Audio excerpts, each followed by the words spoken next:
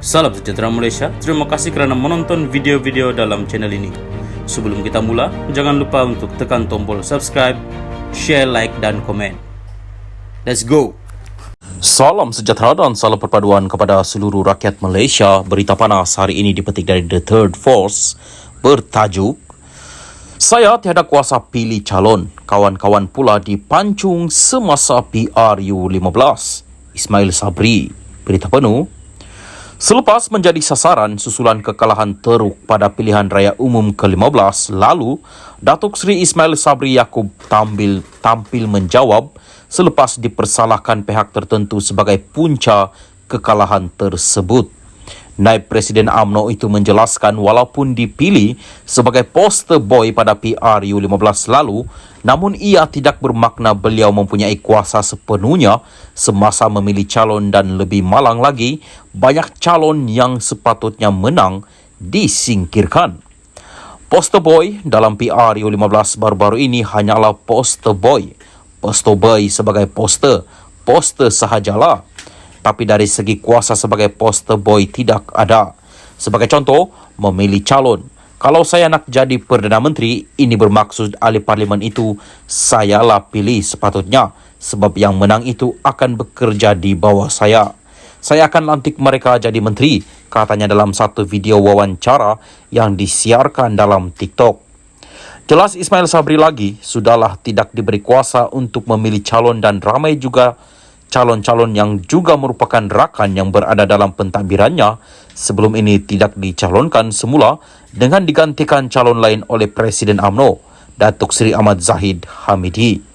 Bukan sahaja saya tidak memilih calon, tetapi calon-calon saya, kawan-kawan saya kena pancung. Anwar Musa, Tan Sri Anwar Musa kena pancung. Syahidan Kasim, Datuk Seri Syahidan Kasim kena pancung. Tajuddin Rahman, Datuk Seri Tajuddin Abdul Rahman, YB Salim Jempol, Dr. Adman Baba, Halmiah Sadiq di antara contoh calon kena pancung, katanya lagi. Untuk rekod, hampir semua ahli parlimen yang berada dalam kabinet Ismail Sabri sebelum ini tidak dicalonkan semula dan digantikan muka baru. Menurut Ismail Sabri lagi, melihat kepada senario tersebut apabila banyak calon yang rapat dengan beliau disingkirkan, ia jelas menunjukkan kuasa sebagai poster boy sama sekali tidak ada. Poster boy tetap menteri, tapi menteri-menteri yang saya nak lantik, yang ini bukan di kelangan saya. Itu pun dah nampak jelas. Saya poster boy, tapi tak ada kuasa sebagai poster boy, katanya lagi. Malah manifesto yang dibentangkan oleh Zahid secara bersendirian semasa kempen PRU15 lalu bukan dibuat oleh beliau walaupun diletak sebagai poster boy bagi UMNO Barisan Nasional BN. Waktu manifesto diumumkan, saya tiada. Poster boy pun orang tak jelas betul ke saya. Sebab itu dalam pilihan raya ada timbul kempen di mana-mana mengatakan undi BN, Zahid BN. Undi BN dapat Zahid sebagai PM. Dan waktu pilihan raya semua kempen seperti itu, ujarnya lagi. Salam sejahtera dan selamat pagi kepada seluruh rakyat Malaysia. Berita panas pagi ini dipetik dari cabudin.com.net bertajuk "Kalau Mahyadin pun buat salah, apa masalah?" Berita penuh. Susulan pendakwaan terhadap Wan Saiful Wan Jan dan dua individu lain berkaitan rasuah Janawi Bawah, terdapat kecenderungan daripada bersatu untuk terus melompat kepada kesimpulan kononnya sasaran sebenar SPRM ialah Mahyadin MD Yassin. Dikatakan Mahyadin disasarkan bertujuan untuk melemahkan Bersatu dan PN, bukan saja untuk menghadapi PRN di 6 negeri tidak lama lagi, bahkan bagi mendepani PRU16 akan datang. Selain ada pemimpin Bersatu yang secara terbuka membuat dakwaan sebegitu, sebuah video daripada individu yang mengaku dirinya sebagai penyelidik bebas kepada Wan Saiful juga turut membuat tuduhan palsu dalam konteks berkaitan terhadap SPRM. Penyelidik bebas itu menyebut Wan Saiful ditawarkan RM10 juta ringgit oleh SPRM sebagai ganjaran jika bekas Ketua Penerangan Bersatu itu sedia memberi keterangan untuk mengenakan Mahyadin.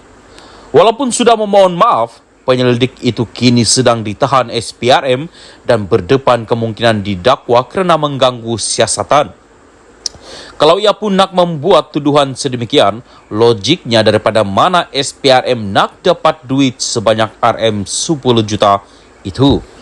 Isunya dalam hal ini kenapa Bersatu dan PN begitu cepat melompat kepada kesimpulan bahawa Mahyadin akan didakwa, sedangkan sebagaimana kenyataan terbaru SPRM, siasatan terhadap bekas Perdana Menteri itu masih lagi berjalan. Apa yang mereka takutkan? Lagipun, apa masalahnya jika Presiden Bersatu dan pengurus PN itu benar-benar didakwa? Tidak bolehkah Mahyadin didakwa di mahkamah jika terbukti ada kesalahan telah dilakukan?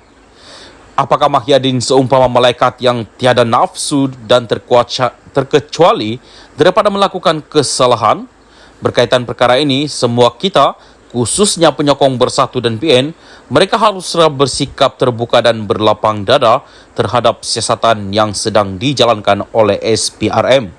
Kalau terbukti ketika memegang jawatan Perdana Menteri sebelum ini, beliau terlibat dalam rasuah, salah guna kuasa atau konflik kepentingan, misalnya mengarahkan projek Jana Wibawa diberikan kepada anak menantu atau ahli keluarganya, atau Bersatu ada menerima wang daripada kontraktor-kontraktor yang diluluskan projek itu, maka bersedialah menerima apa saja kemungkinan.